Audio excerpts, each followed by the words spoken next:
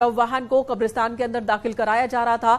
ये एक्सक्लूसिव तस्वीर हम आपको कब्रिस्तान के अंदर से दिखा रहे हैं, जहां पर दफनाया जाना है अतीक अहमद और अशरफ को। संदीप का रुख कर लेते हैं। संदीप, वहां जो गाड़ी दिख रही है, इस गाड़ी में किसकी डेड बॉडी है और वहां पर हलचल बढ़ गई है, बताएं इस वक्त।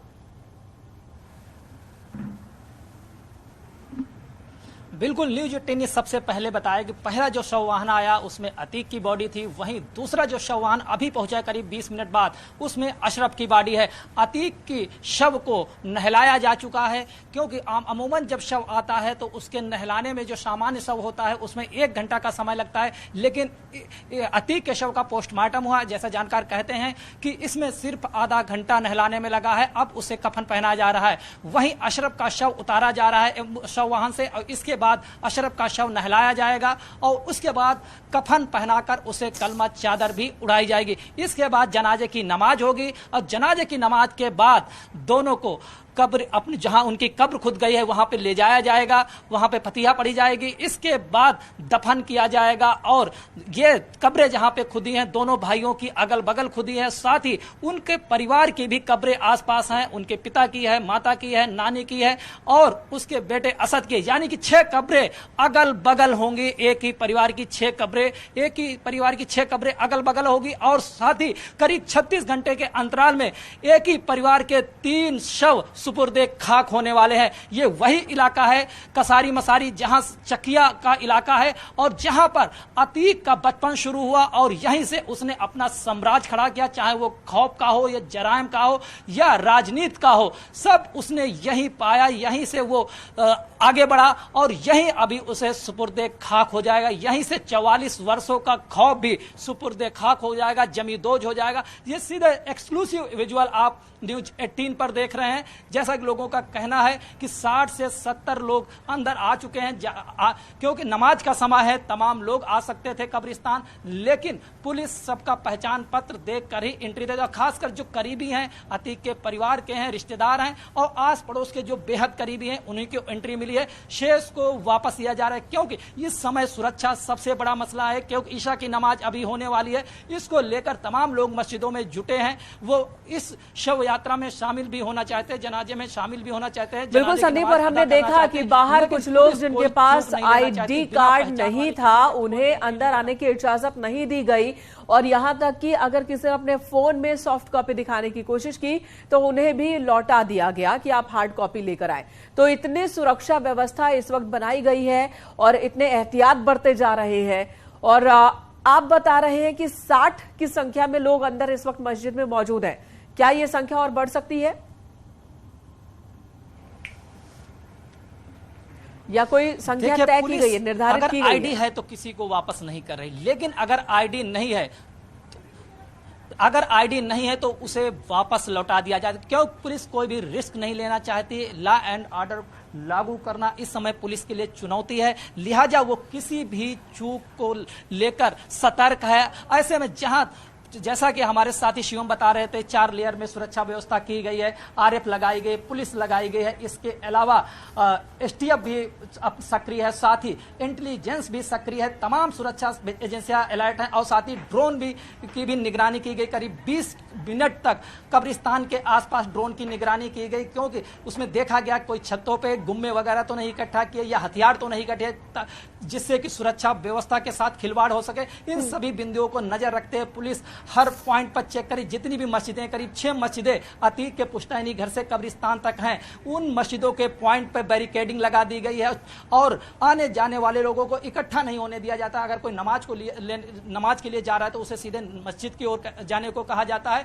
नहीं तो वो अपने वापस घर आए। लेकिन आप गलियों में नुक्कड़ों पे खड़े नहीं हो सकते हैं। आप देख लीजिए कि सुपुर्दे खाक को लेकर, अतीक और अशरफ के सुपुर्दे खाक को लेकर तैयारियां कब्रिस्तान में पूरी हो चुकी हैं। इसी कब्रिस्तान में मस्जिद है जहां पर। अच्छा संदीप, कितना और वक्त अभी लग सकता है? आप जैसा जिक्र कर रहे थे कि पहले अतीक की बॉडी आ गई थी और अतीक की डेड बॉडी को पहले नहलाया गया, अभी अशरफ की पहुंची है। कह सकते हैं कि अभी आधे से 1 घंटे का और वक्त यहां पर लग सकता है, अगर दोनों को एक साथ सुपुर्दे खाक किया जाना है या फिर बारी बारी से दोनों के शव को दफनाया जाएगा। यहाँ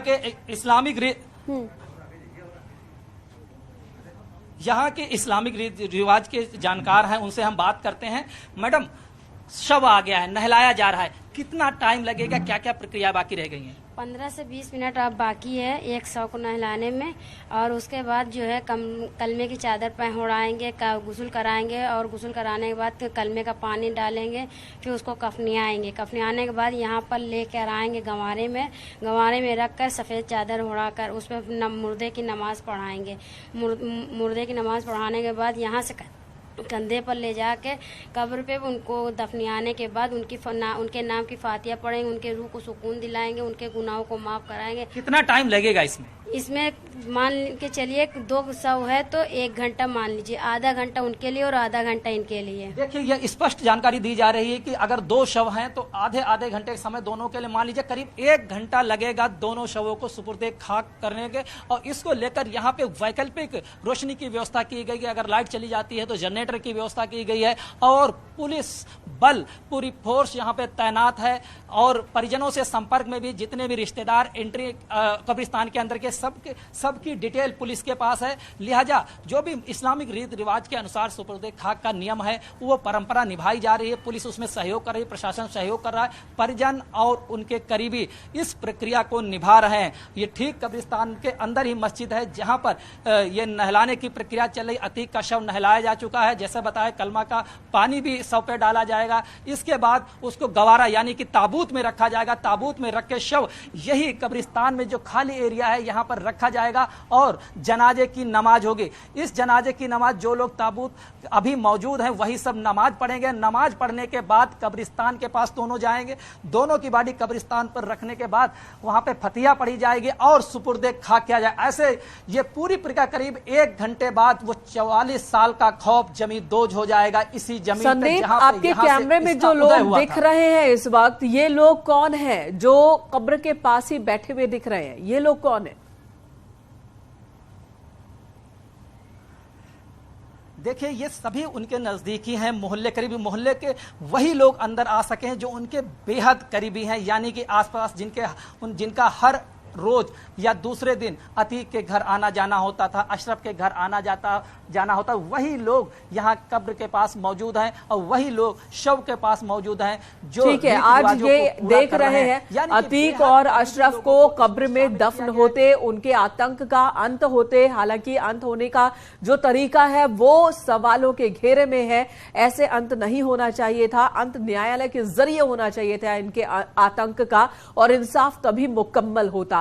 लेकिन फिलहाल अतीक और अशरफ दोनों की हत्या हो गई, दोनों को अब दफनाया जाएगा। कुछ ही देर में यह प्रक्रिया भी शुरू हो जाएगी दफनाने की। और अमित गंजू का रुख कर लेते हैं। अमित, इस वक्त जैसा कि संदीप बता रहे हैं कि कब्रिस्तान के अंदर लगभग 60 की संख्या में लोग पहुंच चुके हैं जो मिट्टी देने के लिए आए हैं। आपके पास ये आंकड़ा कितना है? जी देखिए, मैं आपको बताना चाहूंगा कि 60 नहीं, इससे काफी ज्यादा हो चुका है। चलिए मैं बात कर लेता हूँ एसीपी सर से। सर, कितने लोग गए अभी तक? No comments. पर्याप्त लोग हैं, पर्याप्त नहीं पर्याप्त लोग हैं, इनकी गिनती नहीं बहुत लोग हैं, जितने लोग हैं।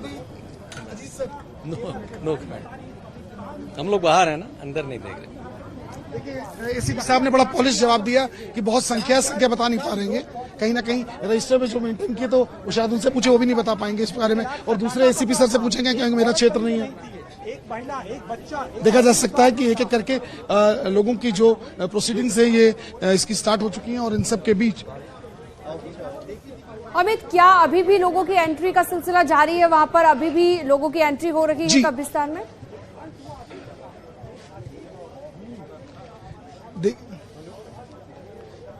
देखिए, निश्चित तौर पर एक एक करके 4-5, 4-5, 3, 4-5 ऐसे करते आ रहे, अपने आई कार्ड ला रहे। लेकिन पुलिस का कहना है कि अब एंट्री बंद कर दी गई है, और इन सब के बीच जिनकी आईडीज है अब उनको कहा है कि बाद में आए जब ही हो जाए, मगर उनका कहना है कि हमें मिट्टी देना बहुत जरूरी है।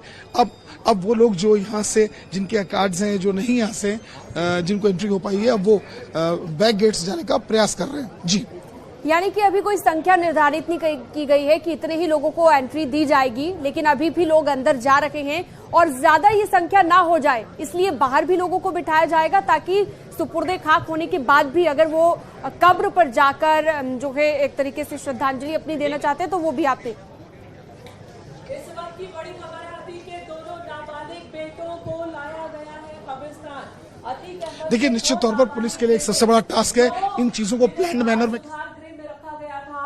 एहजम और ऐवान अतीक अहमद के दो नाबालिग बेटे, इन दोनों को लाया गया है कब्रिस्तान।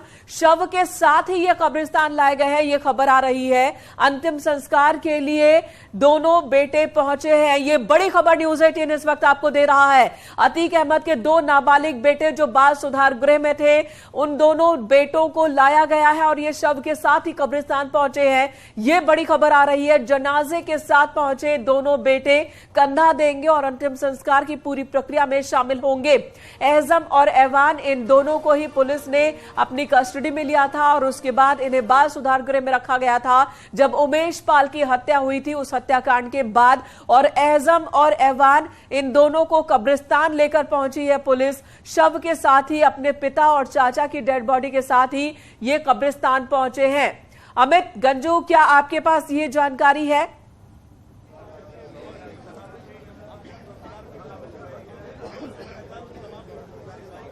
देखिए, इतना हौश पौश इस वक्त है, इतनी पुलिस यहां पहुंच चुकी है, एंट्री सिलेक्टिव कर दी गई है, स्पीड से लोगों को लाना ले जाना। ये एक ए गेट ये बनाया गया, बी पैसेज वो बनाया गया और इसके बाद एम्बुलेंस को अंदर ले जाना, यहाँ तक कि एस्कॉर्ट पे जो गाड़ियां लगी उनको तक अंदर ले जाना ताकि चीजें डिस्क्लोज ना पाए कि शव पहले किसका आ रहा है दूसरा।